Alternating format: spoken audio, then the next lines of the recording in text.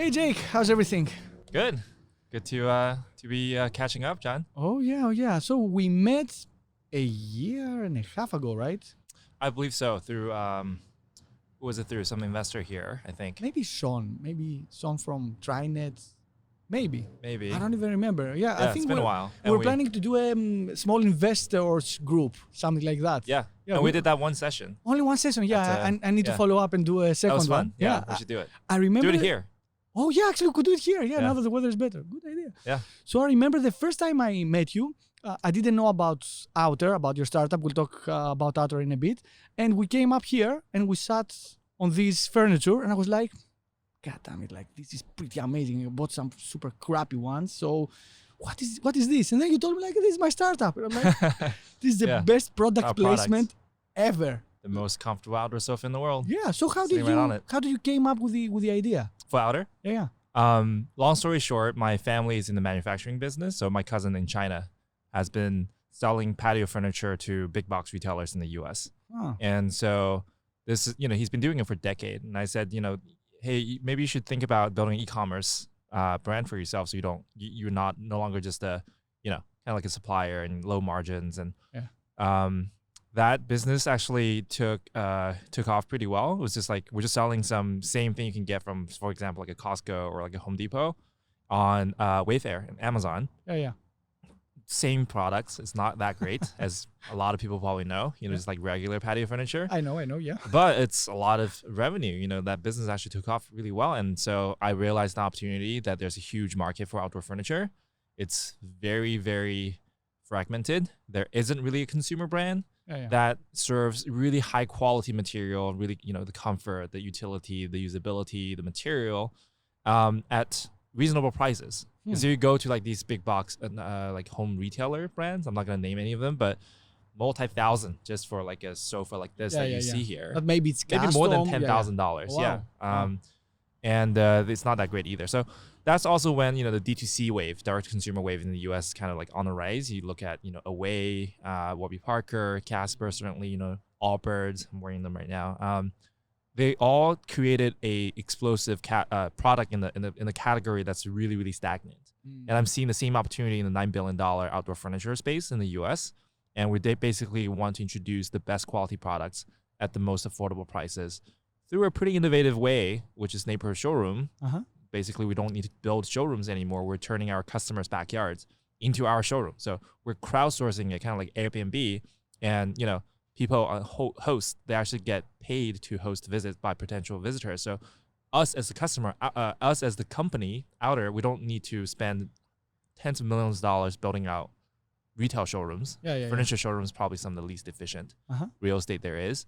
And, at the same time, we're building a really loyal community and, people are meeting real customers and they're experiencing the product in the real setting outside, not in a stuffy showroom. They don't have to face any salespeople. So we're looking to kind of change up the way how retail is done for furniture as well. And how do you came up with this idea? So you were like, okay, my cousin has a factory. I'm going to make some furniture. It's going to be epic. It's going to be fantastic. It's going to be premium.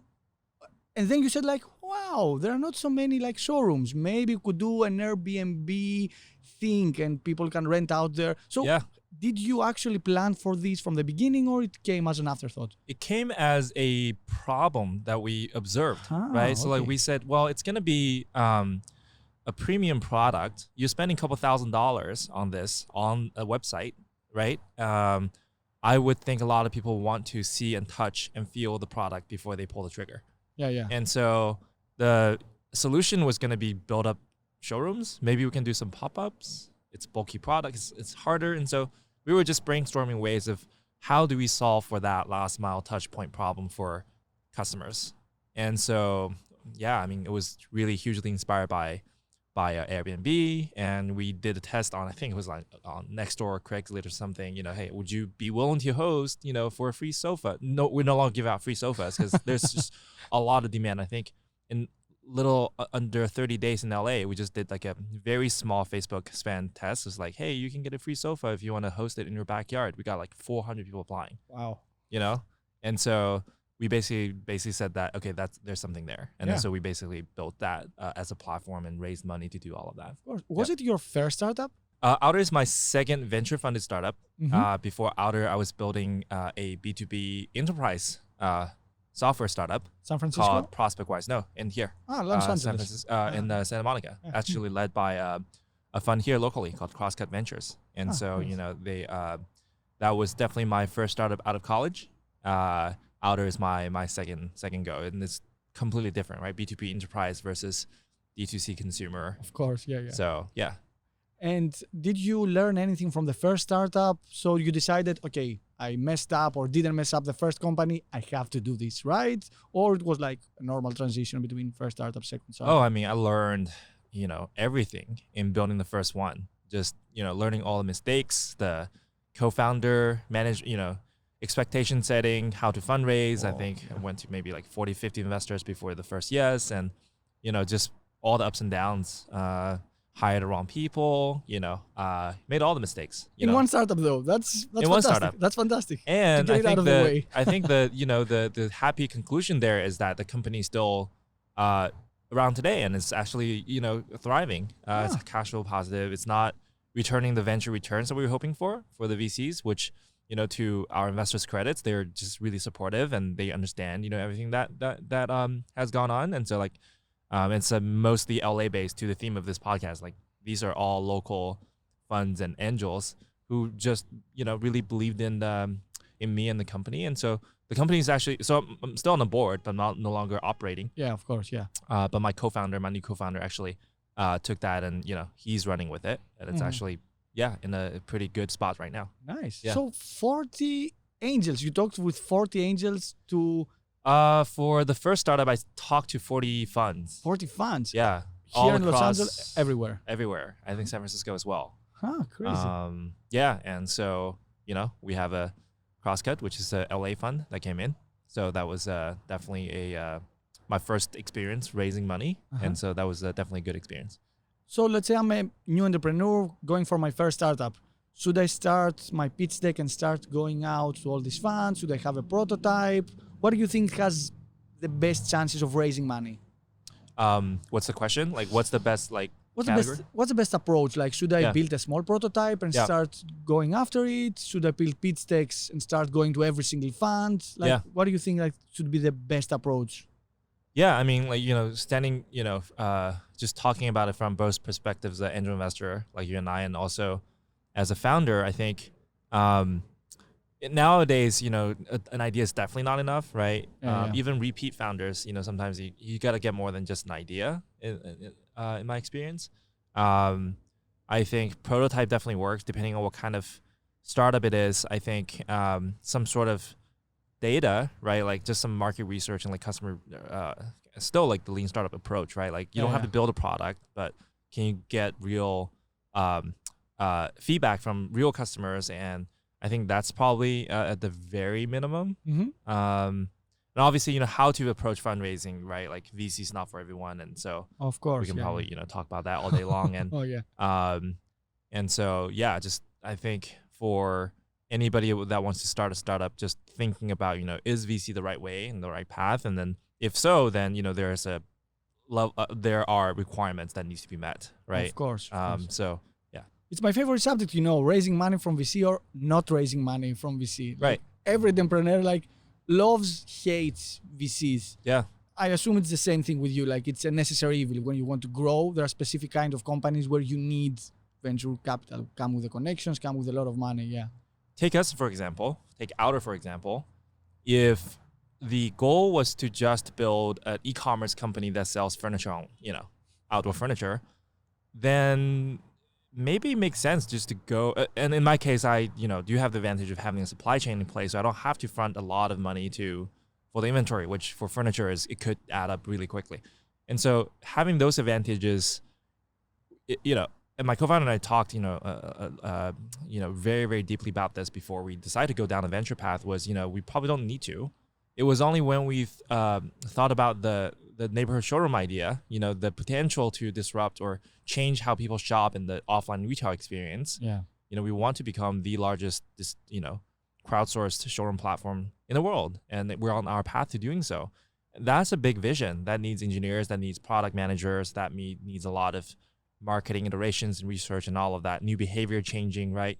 I think that's like the home run. That's the big swing that VCs really like to bet on. Mm-hmm. And so once we got some proof point and traction on that front, that's when we said, okay, well, VC makes a lot of sense. Yeah. Yeah. And did you go first to VCs or angels? In my case, we raised a pretty modest like friends and family round. I think it was like $200K or something. But that was really just on an idea because these are my angel investors from my previous company who saw how hard I worked and, they believed in me as a person. And so they basically said, Jake, if you have this new idea, generally, sounds great. It's a big market. You have the right resources. You have the right co-founder. You have the right, starting pieces. I'm just going to write you a check, right? So we went to the angels first in that case. And VCs loved it, obviously, that there were some people already putting their money. Right. And so then, the angels would introduce me to VCs. In this case, Mudker Capital in LA led our seed round. That was, I think, 8 months after incorporating. So 8 months after I closed the friends and family round because I was working on the prototype. In this case, an actual couch prototype. And some proof points on the neighborhood showroom side, like I said, some of the ads that we ran. And that's when we took to the VCs and say, hey, this is a big opportunity. Does this make sense? So 8 months after incorporating, that's when we raised our first, I think like a $1.1 million venture round. And how the prototype worked? Like, did you tell your cousin, like, build me something like that? Or you built it on 3D and you sent models? So for context, my co-founder, a much more impressive person than I am, he was the former head furniture designer at Pottery Barn. And before joining Outer, he was also the VP of product management at Casper. So he had some ideas. He definitely had some ideas around furniture and, how DTC works and, And so he really was just drawing up mock-ups and, we got some market data around like what kind of product. In our case, it's a modular sectional that's really, modular. So you can like piece it together to fit different spaces. And we knew that was going to be a hot product. We knew this material is going to be the most popular, happens to be the same material and type of product that my family factory can produce. But the details of like how the leg looks and how the wicker is constructed, the color and the fabrics and all of that is just in-person iteration in China at the factories. And we went to there are 52 components in the sofa, which is crazy. Wow. But we spent, on the fabrics alone, I think we spent a year on just the fabrics, on, just like down to the yarns, because we needed to make something that's comfortable, durable. It's outside all the time, like the ocean and the UV and the rain and everything, but also eco-friendly. So it's synthetic material. It's made of plastic. But how do you make sure you balance that triangle? All of that is, just rounds of iterations fed, by Terry's product knowledge, but a lot of just testing, experimentation, and working with the factories directly. Crazy, great. And you never thought about you are going to do a startup like this, right? Never. I mean, I think furniture was the furthest thing away from an enterprise, B2B SaaS. But it was really a true story of like, wow, I'm seeing the market, the demand. Outdoor furniture is the fastest growing sector amongst all furniture categories. It's a $9 billion market, as I said. So it's fairly small within like comparing to the living room and kitchen and bathroom, you name it, but it's the fastest growing. So it's the most exciting. And, one stat that I found really interesting is over 92% of all new homes built in the US last year had some sort of patio, deck, or balcony. So outdoor space is there. Everybody wants that sliding glass door that leads up to this, like amazing indoor outdoor living space, but you don't have a product to serve that. And so we think we have an opportunity to create that perfect brand to serve that huge unmet demand. Yeah. And Outer, obviously, it's a premium product, right? You cannot go at IKEA and buy something that is the same quality. So you are in a business of building like premium products like that are expensive, obviously, and for a very specific niche of people. It's not for everybody, which makes it a very interesting company because it cannot be a SaaS service. Like you go online, this is a $2,000 couch. I will buy 3 for my cousin, whatever. It doesn't work. Right. So how well do you know your buyers? How do you have? I assume you have now a persona. Like you know what kind of people they are, and how personally do you know them? Yeah. So we launched about 7 months ago, and we are definitely a high, order value kind of product, multi-$1,000s. It's definitely considered a purchase, right? It's not for everybody. You most likely are a homeowner. You most likely are slightly older. Maybe you're a professional. And you have to have a backyard in this case, right? Like a little balcony or condo or apartment probably is not the fit here. And so that demographic is pretty particular. And I make it a point to basically follow up with every single customer that places an order, to basically understand, how they found us, what appealed to them, and understanding better and getting closer to that persona that we're targeting. And so, that's basically a huge learning lesson in the last 7 months or so. And we got a pretty clear picture of who they are. And so leveraging those learnings, we could really get better at, it's just not like, hey, just a wide net and like, let's see what works. Shotgun approach on Facebook acquisition, for example. Now we know a lot better, so we can lower customer acquisition cost and get in front of customers in the right place at the right time. Yeah. And I know a lot of founders trying to do luxury products, and everybody says like, it's like Apple. Like everybody buys an Apple, like an iPhone. It's a luxury product, like super easy. We'll just put some ad here. Everybody could buy it. Yeah. And I'm like, it doesn't work. No. Like it doesn't. How do you convince someone to spend so much money on a new brand? Yes. How should they trust you that you'll be around in the next 2 years? Oh yeah. Our customers are. So like again, I follow up with every single customer, and I think about half of them would actually reply to the email. And the amazing thing that we found is that they all love the product. Even me as the founder of Outer, I couldn't imagine how much emotion or emotives you could actually put toward a sofa. It's a sofa. And so people use the word, love, and they're spending more time outside, and they're getting their kids off the computer screen. They're spending more time, together as a family on weekends, and it's all the nice, they're like, oh, I added square footage to my house because I'm making use of my outdoor space now. Yeah. It's one of my favorite places in the house to hang out now, And so all those things point to a problem well solved for those customers. But certainly, we do have a lot of customers usually who chat in saying like, wow, your prices are just crazy. Are you out of your mind? Because, if you're, for example, if you're trying to buy a Mercedes-Benz, and then you've been looking at, I don't know, like Honda. I love Hondas, but like it's a different price point, right? Yeah. So like it's a different category of product. So do you want to spend $1,000 on that set from Costco, which is nice, but it's not going to last you for more than maybe a couple seasons. Yeah. Not going to be really that comfortable, because I know what it takes to create the, really comfortable seating. The material is not going to be great, right? It's going to have the issue of getting dirty, and you can't a lot of those issues, and you have to probably buy it after 2 years anyway. And so like that adds up. Or you're spending more than $10,000 at, for example, Restoration Hardware, RH. Love their products, but kind of expensive, right? Yeah. And so we're coming in the middle saying like, we can meet and beat a lot of those premium brands in quality and design and functionality, but the price point is going to be at mass market. So in our case, we compare to Pottery Barn or West Elm, but definitely not IKEA or Wayfair or Target. That's just a different mass market price point that we are not serving right now. How do you feel as a founder when a random person comes and says, your product is too expensive and I could build this with my own bare hands, or all this? I got that. Maybe it was you that said that, John.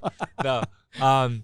It's interesting because in the beginning, we weren't confident without any data in the beginning.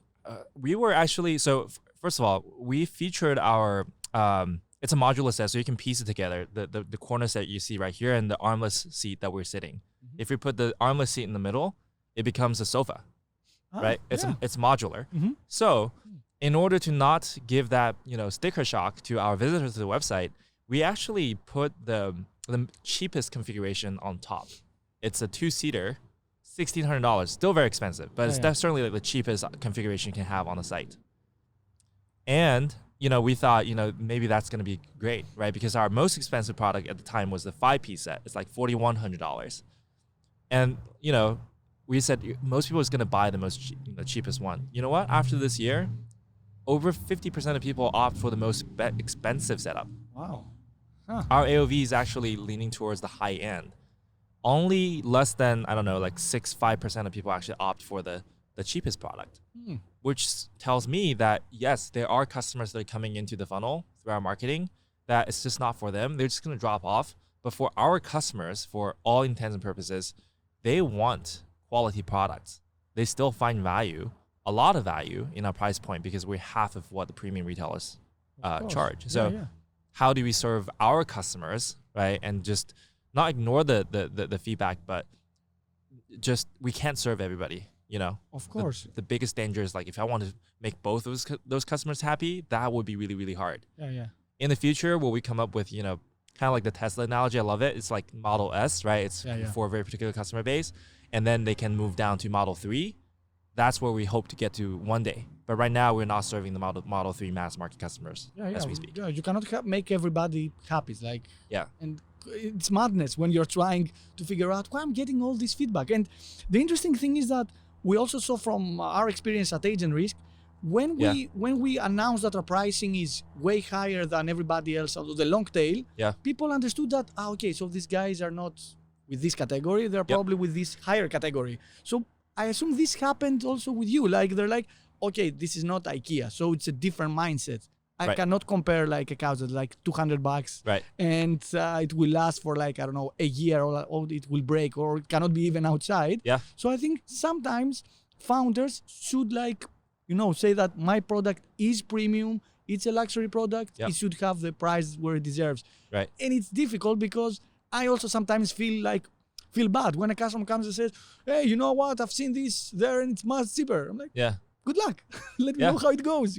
And at some moment, we were even considering on our website sending people to cheaper choices. Like, you know what, it's not for everybody. Maybe you could say, you know what, we have a couch, $200, it's IKEA. Go there. Go watch. And we've done that. I mean, it's not like that passive aggressive, like, hey, you know, just go to IKEA. But we do say, you know, hey, you know, this is not, I know what you're looking for. We don't have that product right now. You know, here are some options that, you know, you should be happy with. But if you want to invest in something that's quality and that's going to last you for years and the most comfortable sofa and all the great, you know, bells and whistles and features, then you should come to Outer because you're going to see a lot of value when compared to retail brands that have that retail markup. So we definitely get the two wows from our customers. One is, you know, wow, your sofa is so bleeping expensive. That's insane. Or our customers who say, you know, wow, you have such great value. I can't believe I'm getting that level of product quality at this price point. Because that's the customer that's used to that, you know, price tier, essentially. Of course. What do you think about investments outside of the US? So what do you think about the Chinese startups and the Chinese VCs? In general? Okay, gear shift over here. Let's see. So I spent fairly, you know, good amount of time in China now, just because our supply chain is China. We have investors out of Beijing now. We're really great to work with. I actually am not too familiar with like the Chinese domestic market, like how startups are performing over there. I know it's uber competitive. It is the biggest consumer market in the world, and there's a lot of potential. And you know, there are also companies here, like TikTok and PDD, Pinduoduo, that actually is having a huge presence here in the West, right? That's changing the world really. As far as Chinese investment goes, I mean, the VCs that we're talking to are really versed in the sense that, you know, the principals or the partners, they have some sort of background from the US, right? For example, my investor from K2 VC, they're one of the more prominent VCs in China. You know, my investor, she actually spent 1 or 2 years at Stanford, right? So she understands a lot of this, even though she invests in China. And they specifically look at these cross-border companies. So in my case, you know, that was an easy conversation. I don't have to basically explain everything again, right? And I have certainly, you know, explained, you know, what is D2C, what is a, you know, consumer brand, like how is it, why am I not selling on Amazon, you know, like all of those to a lot of Chinese investors too, which kind of takes a while to get to. But with the right investors, you don't really, you know, they get it and they see the opportunity. It's the same thing as you were talking to American VC. Have you thought selling on Amazon? Sorry for changing the subject there, but this I was like very it. It's like interesting. the 180s. The short answer is no. I mean, thought about, yes, but I don't think it makes sense for us because to build a brand, you know, we need to get to the customer as close as possible. And having an Amazon in the middle is not going to be helpful for that. That's the short answer, right? With the rising cost in customer acquisition, which is, you know, we're advertising on Facebook and Google, all these channels. the irony is that D2C brands' biggest value, the proposition to investors a few years ago is like, we're bypassing all the middleman and we're bringing, we're getting all the margins and customers are saving money too and all of that, right? That's great. But the truth is Facebook has become the new middleman. You're paying Facebook to acquire that customer that you would otherwise just pay another platform like Amazon. So that's no longer the reason why we're not selling on Amazon, because actually, you know what? We can probably get customers more efficiently and at lower cost and at wider, this population than maybe Facebook, because that's the largest customer base, right? On Amazon. But because we are then a degree removed from the customer, the fact that I can no longer reach out to them personally via email, the fact that I'm not having that two-way conversation, that's worrisome. That's something that we need as an early brand to iterate on our product, on our messaging, our branding, and all of that. So down the line, maybe, like never say never. And I think Amazon is doing a lot to try to, cater to some of these new brands. Yeah. But currently we're not considering it because of that. Of course. Yeah. And it's only via email, the communication, or you do Zoom, Hangout, FaceTime? Oh, with customers? Yeah. Man, I think I visited a lot of my customers in LA specifically, like physically. I delivered one of them, in the beginning, a few of them actually, especially for our neighborhood showroom hosts. Like we have a really close relationship with them. All over LA, I think we have about 20 of them in LA. But other than that, like email reach out is actually pretty good because non-committal, right?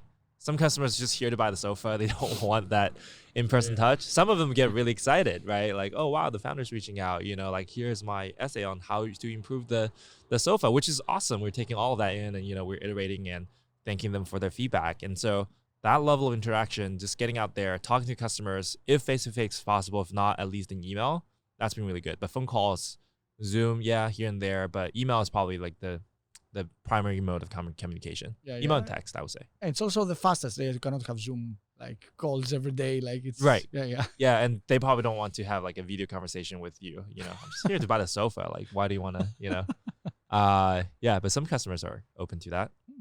Do you have a showroom? So an actual showroom that is not in the neighborhood? Like the inferior kind of showroom.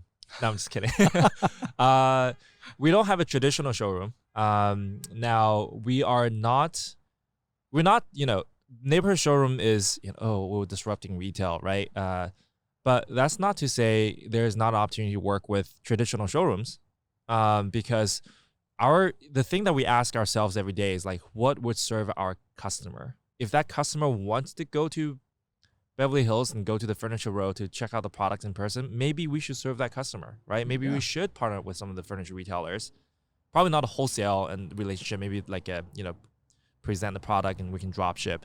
But you know what? We're probably going to announce it soon, but we are going to have a kind of like a showroom in Malibu, right by the Pacific Highway. We're going to be announcing where it is later, but we're partnering with this furniture store, super awesome, my co-founder Terry's relationship.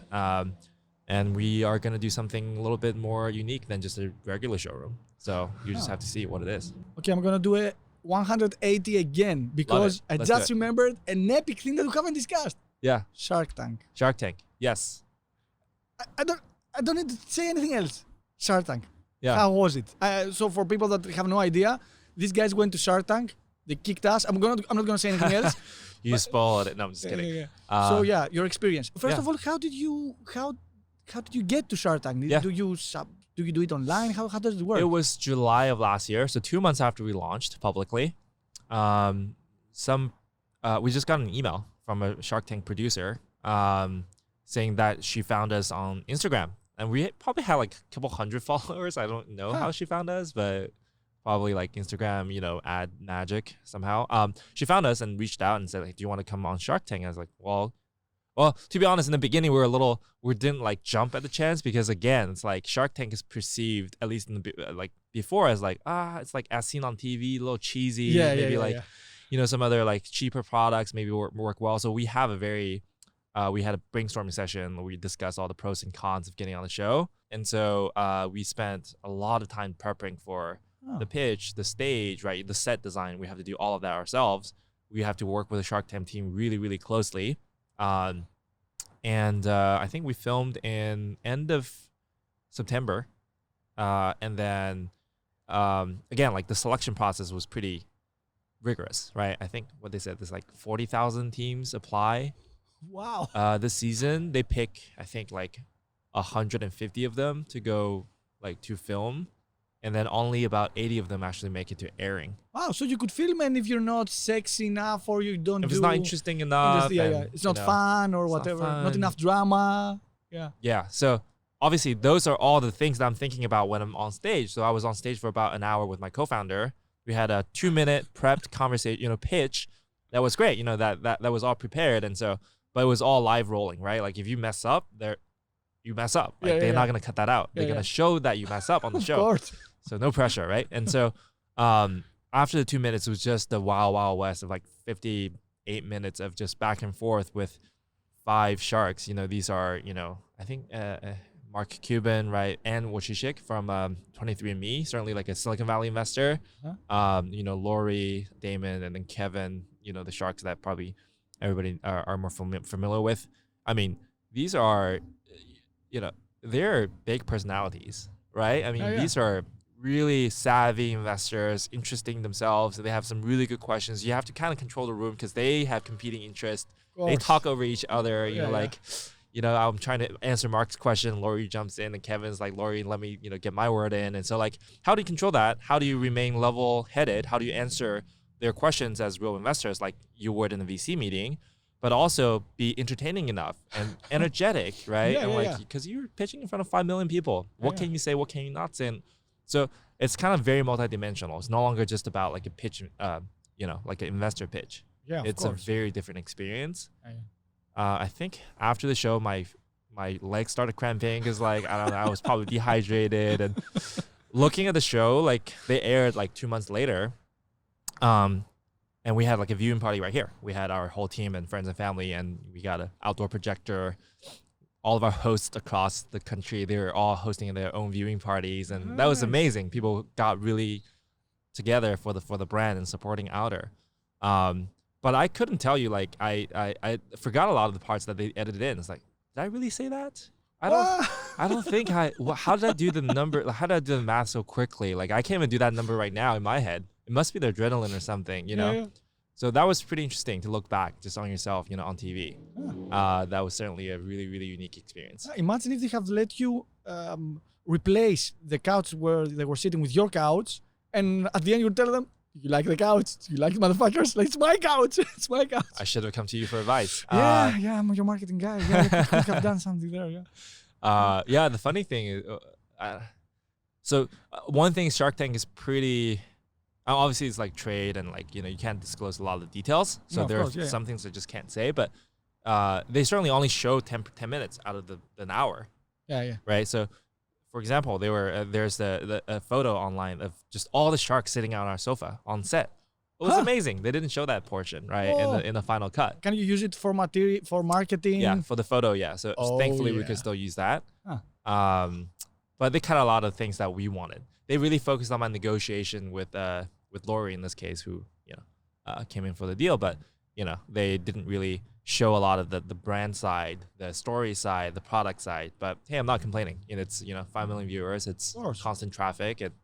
Our server spiked that evening. They constantly still come in because of most people watching on Hulu now, right? Hulu, YouTube, all these on-demand networks. So we're getting a constant drip of traffic even today. 2 months later, we're still getting a lot of viewers on a daily basis. You could do it again, right? It was good marketing. Totally. I mean, good marketing, good character building, like personal challenge. Right. It's definitely good awareness. I mean, I'm getting a lot of people that are just reaching out all over the world, right? Whether they're investors, whether they are partners, potential real estate developers that are looking. We have a cruise liner that reached. It's like just people that you never think about. It's like, oh wow, I saw you on Shark Tank. Like, how do we work together? And certainly customers, right? And so we'll do it all over again. Yeah. Very interesting. Very interesting. I think it's the advantage of having a B2C consumer company that does furniture instead of B2B doing enterprise. They would not want a B2B enterprise. My previous business would probably bore their audience to tears, But if it's a tangible product, if it's consumer, then if you have a chance at, a Shark Tank, I'd say go for it, Yeah. Is there any chance that you get information from each of one of them, like individually, and then you contact them after the show, so you try to do some extra sales from there, or they don't allow that at all? to Mark Cuban, for example. Exchange some information. No, they will allow it. I mean, you don't have any like after you film, you just walk out. And the next one, so you don't have any interaction before or post filming. You know, and so, but you know, for example, Lori reached out. You know, we shook on a deal on the show, and then so we were in touch, and then so and then obviously if you reach out to Mark Cuban, for example, in most cases he will respond, is at least what I've been hearing. We haven't done that, but if we see the need to reach out to any of the sharks, I'm sure by the fact that you met them on the show probably opens the door easier than if you're just reaching out randomly. Yeah. Oh. So you could. There's nothing that prohibits us, especially after everything aired and everything. Of course. Yeah. Have you tried like, I don't know if it applies in your business, like cold emails to, I don't know, buying a mailing list and start sending emails or something like that? Does it work? Have you tried? We haven't tried cold email. I think we haven't tried that. We certainly tried postcards, especially when we do activations of our neighborhood showrooms.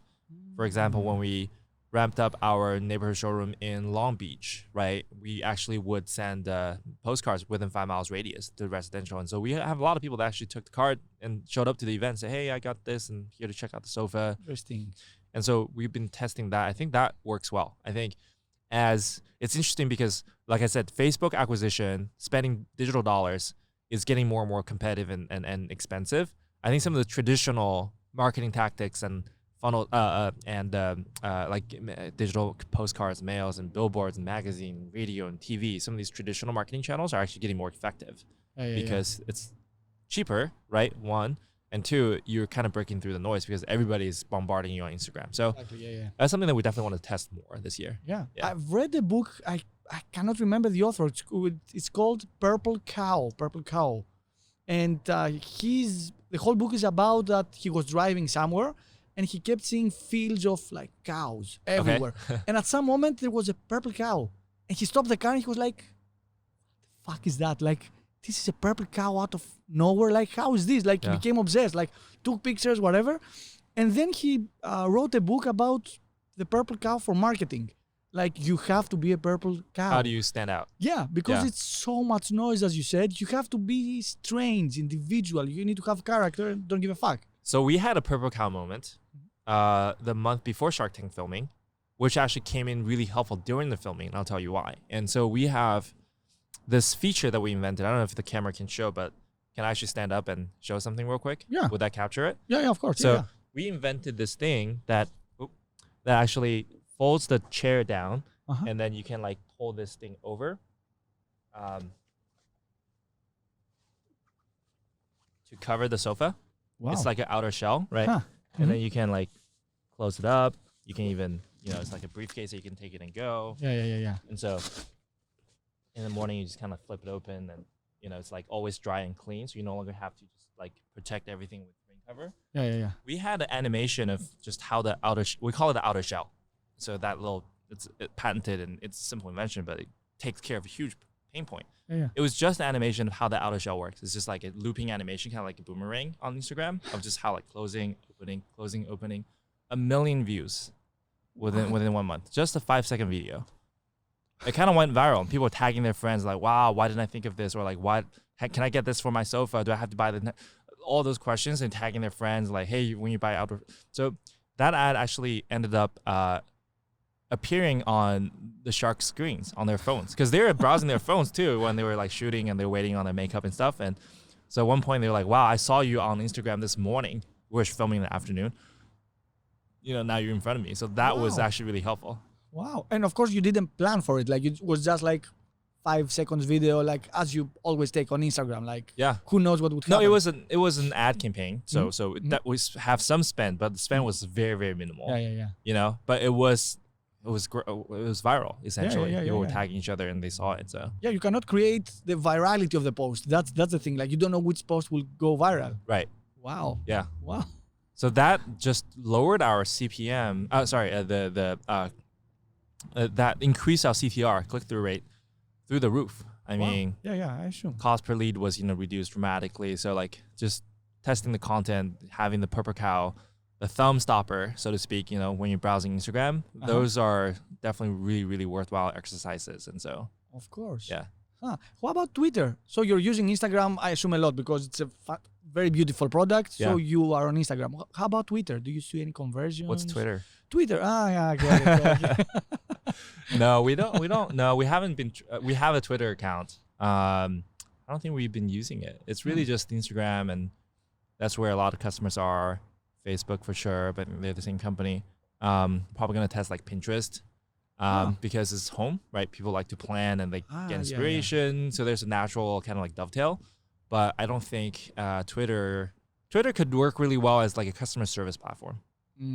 I think I use Twitter most just to complain about like my same here. You know, like my airline. Yeah, flights. Yes. Yeah, and telecom, whatever, right? Like it's like a soapbox. Comcast, yes, Comcast and airlines. United, Yeah, United, come on, you screwed up again. Hey, Comcast, I think it's a customer service, like customer complaint platform when it comes to brands. But nice. Yeah. Maybe I'm wrong. We just haven't, researched a lot on Twitter. Yeah. YouTube ads? Ads YouTube? on YouTube, yeah. Yeah, I think YouTube could work really well just because we have such a physical and, you have to do a lot to demonstrate, like the outer shell that I just demonstrated, like that's hard to explain, but it's so easy when you see it. So I think YouTube could do really well. I think this year we'll do some tests there. Maybe do some like reviews, unboxing. We have a lot of customers that voluntarily do the unboxing because the way that we do our packaging, like it's pretty fun. They have kids that like make the huge, it's furniture. It's like this entire sofa comes in a box, right? It's like they build like box forts and, like it's fun stuff, like content like that we really want to surface more. And I think YouTube could be a really good place. Yeah. How do you plan for the marketing spend? I'm asking because there are many, many founders like trying to figure out how much money should I spend on marketing? How my budget should be? Should it be 40%, 10%, 50, 80%? Even when you're fundraising and they ask you what's the marketing spend, it's a little bit of black magic. Like you don't know exactly. Yeah. So the challenge for a new brand is really, how do you, aside from a Shark Tank and some, PR and press, how do you actually break through the noise and how do you get in front of the right people? I mean, we're at a point where Facebook targeting, the app platform is so sophisticated that they can target your customers so well, right? Just based on your digital data, your footprint and your targeting. So it's still a really good way of, it's all about learning, right? Like for a startup, it's all about like, how do you, like we talked about, what's your persona? Like who is your customer? Yeah. Do we want to wait for the organic traffic to slowly build that up? Or do you want to spend upfront? That's why you raise some money to accelerate learning. Instead of getting 30 customers, now you're getting 300 customers. Instead of 300, you're getting 3,000. So like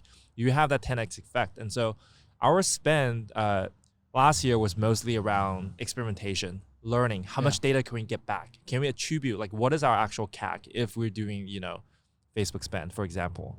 Going forward, now that we understand, we establish a baseline and control of like what's our CAC, then it's about how do you optimize that? But how do you balance the CAC with your growth in revenue? Because sometimes generally they're kind of opposing, functions. And CAC is customer acquisition cost in case somebody, That's right. And so how much money you're spending to get each new customer to purchase, right? And should always be, the best thing is if you spend $1 and that customer makes you $2, gives you $2. That's, right. Yeah. Well, the best thing is if it makes it, I think the standard is like, it's the same SaaS metrics, like the CAC should be LTV should be 3 times CAC, right?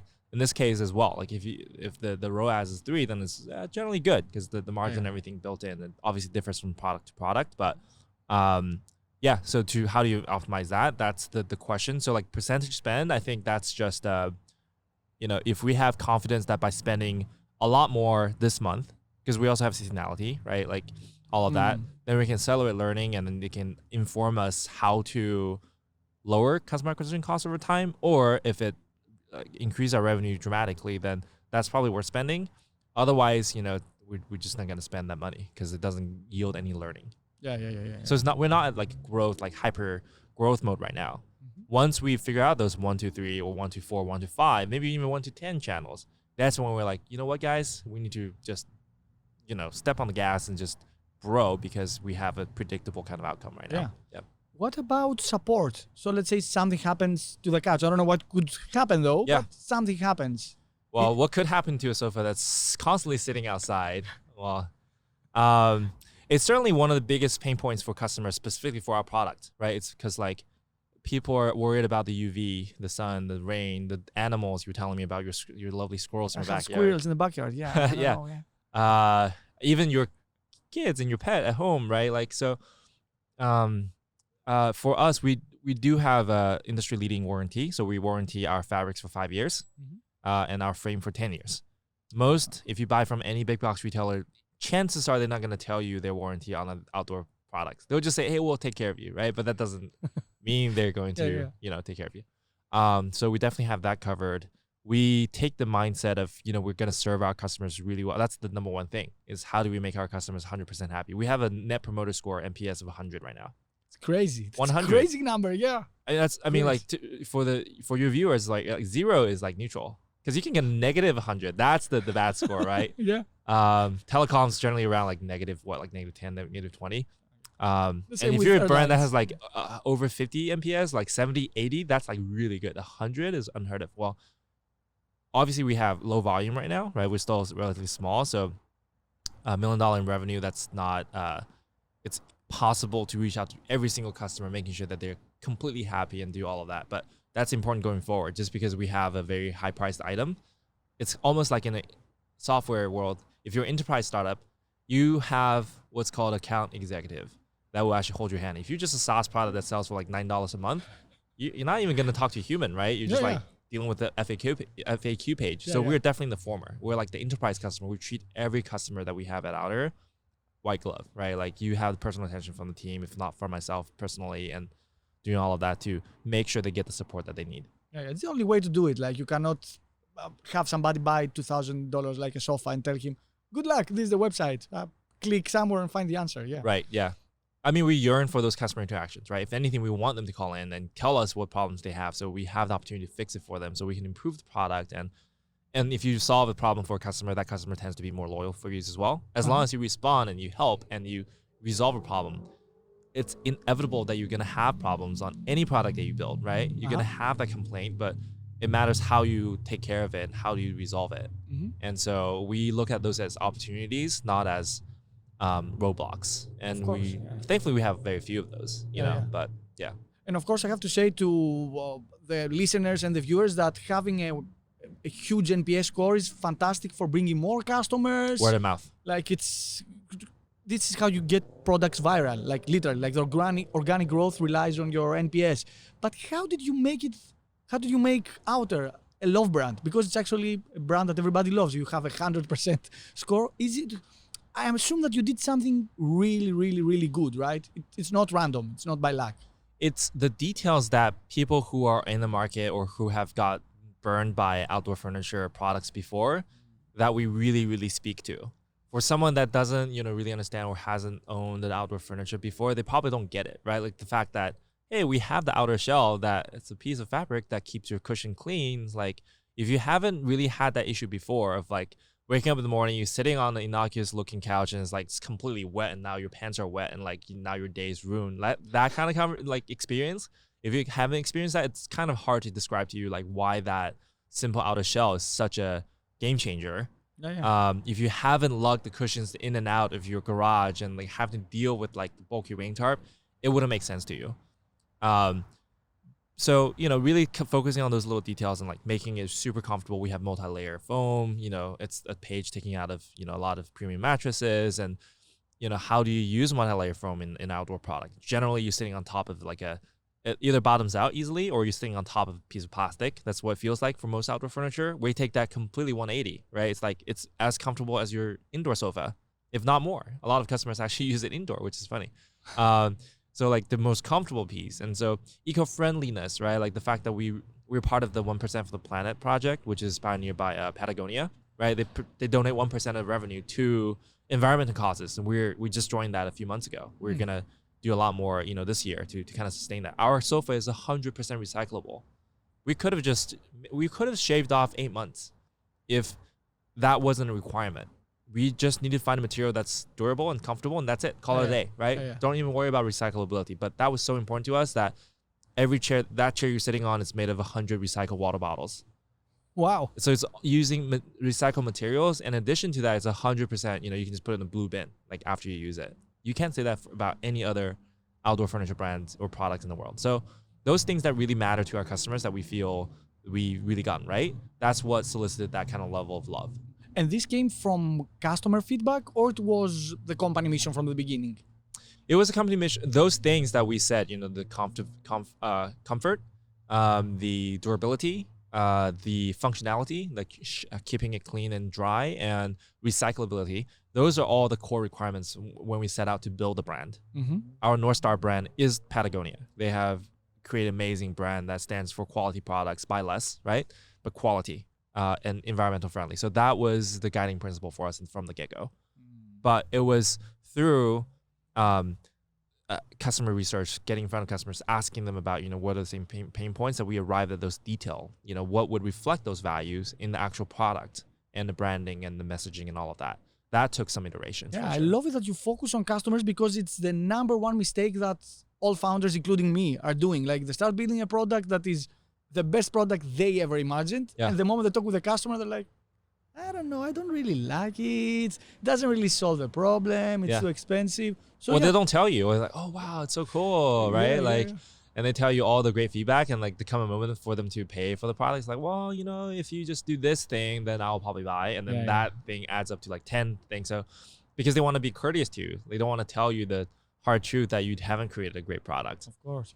So we definitely, navigated around that. And so to try to get to the true feedback, and there's some methods for doing that. I'm not going to go into details, but that was definitely helpful. And I think it's a huge difference between startups and big established enterprises. Like, instead of having a product manager that does market research, has all the data, you don't really know all the data because it's a brand new space, a brand new idea. So you have to talk with people and try to figure out how not to tell them the whole story.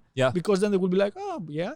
You have to give them some bits, and then they tell you the actual problem. That's right. I think what is like Steve Jobs that says like customers don't know what they want. It's true in a lot of cases. Like, if you don't present a solution to them, they were just going to ask for, the analogy, like the better carrier, the better carriage versus the car, right? So like, that's certainly true. And it's true for problems as well. If you don't lay it out and spell it out clearly, and if you don't hear from the plight of the customer, and if you're setting up the feedback loop in a way that bias the results, then that's dangerous, right? Because you're probably getting the information that you wanted in the first place, and that's biased. Let's change again subject, as always, but stay in the founder area. Okay. How often do you talk with your investors? So with one particular investor every other week, 1 hour at a time. So that's Macro Capital, who sits across the street from here, pretty close to William, right? Will Su. One of the most thoughtful investors out there in LA, actually out of all the investors I've dealt with. Strategic level, high vision level, get it, bought in, right? But he can delve down into like the details, the weeds, and like the actual funnel and everything. And he actually, rolls up his sleeves and actually helps us navigate a lot of that. So besides Mucker, I would say a few angel investors that I've, really enjoyed dealing with, and advisors that we have weekly meeting. For example, Dan King, he's the head of marketing at Ritual. They're like a D2C vitamins brand that's just growing rapidly. But, my head of marketing, Corinne, and Dan, we sit down every week to meet in person, to review our marketing strategy, and brainstorm. But aside from that, I send out kind of like bi-monthly investor updates on metrics and everything like that. And, we have investors that would organize events. Unlock Venture Partners, a huge shout out to them. There are 3 partners. One is based in San Francisco, one is in Seattle, and one in LA. And they invited all the founders of the portfolio to Seattle, for example, and to meet with Series A VCs and have like a workshop, boot camp. And so we have events, physical events like that kind of increase our interaction with our investors. We have a pretty big list of investors. Our goal was to get, it's not about the check size, it's about like the value add. So we have a lot of angel investors. We have Nick Green from Thrive Market, e-commerce marketplace here that's well known. Ariel K from Parachute, Eddie Liu from Goat, right? All of these entrepreneurs are just veterans, and they've been there, done that. And so able to be on a texting basis or like a phone call basis with them to ask them specific questions down to like, should I use that PR agency, or like, what should I do if I see this kind of, those things are really important. So I crave those interactions with our investors. Yeah, they have the skin in the game, so they have to give a pretty good advice. Yeah, exactly. What about PR agencies? You mentioned PR agencies. Yeah. Have you guys hired a PR agency? Have you considered? We worked with a PR agency a few months ago. It was varying results. We had a freelancer that actually worked out really well for us. We're thinking about working with her again this coming season. It's a mixed bag when it comes to PR agency. If you have like clear requirements, like, hey, I need to have that funding announcement placed in TechCrunch or Forbes or whatever, that's probably a lot easier. But if it's just like, hey, we just want to be placed in any lifestyle magazine and any design magazine, like a more lofty request as a young brand, we didn't have like a very particular request at the time. Probably the results more mixed. So we definitely have a lot of lessons learned, and so we definitely want to sharpen that going forward. Definitely will use a PR agency. It's just who and when to use that is the question for this year. Yeah. Because again, I've heard many startups having like the prototype in there. We'll hire a PR agency. Yep. Tech runs, and then it's smooth sail. Even if you get on TechCrunch, like, who cares? Like, okay, 1,000 our people. customer doesn't really care about TechCrunch. Yeah. Well, maybe they do. We have a lot of investors and startup people that all ordered, from Outer and Silicon Valley, which is interesting. Yeah. So you sell here, San Francisco, I assume. New York, you opened? Nationwide. So we have 54 neighborhood showrooms across the country. We're launching, hearing it first here, I guess, in Miami next month, in actually 2 weeks, in February. We have thousands of applications of showroom hosts all across the country and actually all across the world. Greece, for example, I think we have one or two applicants from there, which is interesting. But we ship nationwide, so we don't ship outside of the US right now. It's a 5 to 10 day standard delivery, next day shipping in LA. Which is, we have warehouse here. We're setting up our East Coast warehouse as we speak. So hopefully with that, we'll even reduce that even more, because I bought furniture from these traditional brands before. You have to wait like 2-3 months to get a sofa. That's crazy. But we stock inventory. We want to make sure that customers can get it before the season is over. In our category, that's very important. Yeah. What is the first thing that you do every morning? Like the moment you wake up, what's the first thing that you do? Instagram. The honest answer is my phone, which is bad. Same here. So you feel a little bit better. Same here. Okay, it makes me feel better. Instagram. First thing in the Instagram? morning. Yeah, it's like, I don't know why. I don't even care about Instagram. I don't know why I don't know. Yeah. For me, it's probably like WeChat. WeChat. Yeah, because I have a lot of friends from China and investors in China.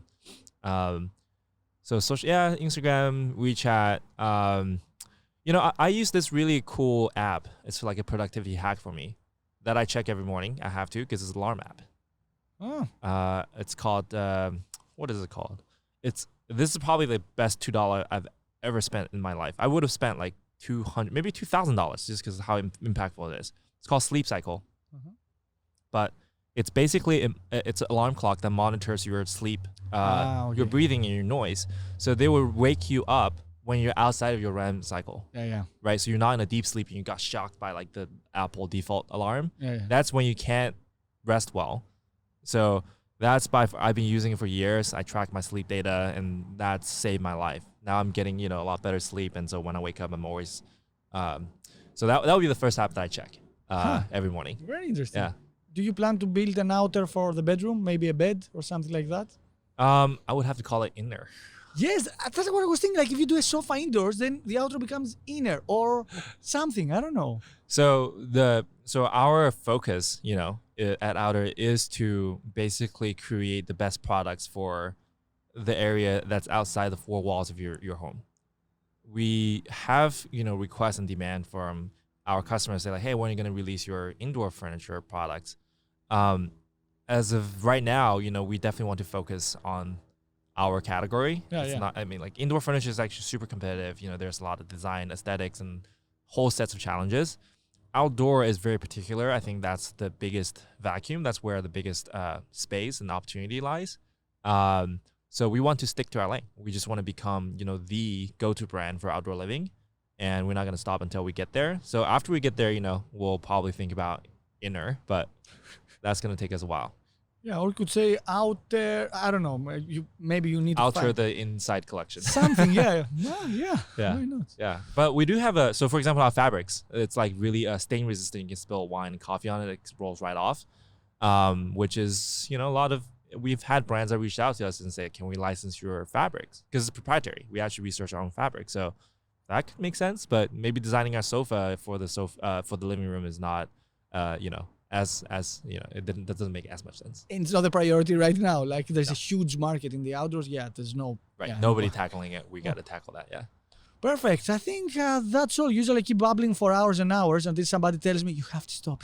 More than an hour. Okay. But this thanks is nice, a lot. so Yes, I want to say like we are here in Venice, in Los Angeles. We are at the Santa Monica, outdoor actually. sports. Yeah, actually, yes. We're border of Venice. Like if we're few blocks that way, it's Venice. And but we're on the main street, right? Main street, right next to the pier in the background. Yeah. At the outdoor space of Outer, like here. It's a showroom. So go to liveouter.com, schedule a showing if you're in LA, come visit. Hang out. And the interesting thing about Main Street is that there was a movie like with the bus that you cannot stop running super fast, with Sandra Bullock, else the bus explodes. It was on Main Street. Unstoppable or something. I don't remember. I'm terrible with names. Whatever. Yeah. But you have a lot of celebrity sightings here. Oh yeah. Arnold Schwarzenegger is like down the street. His son is actually one of my investors. Oh, nice. Yeah, he's been really, really cool to work with. But you see Arnold here like fantastic, quite frequently. Yeah, Main Street is interesting. Perfect. Thanks, Jake. Thank you, guys. See you soon, and we'll talk again. Yeah, of course. Thanks again, man. Okay, thank you, Jon. Bye-bye.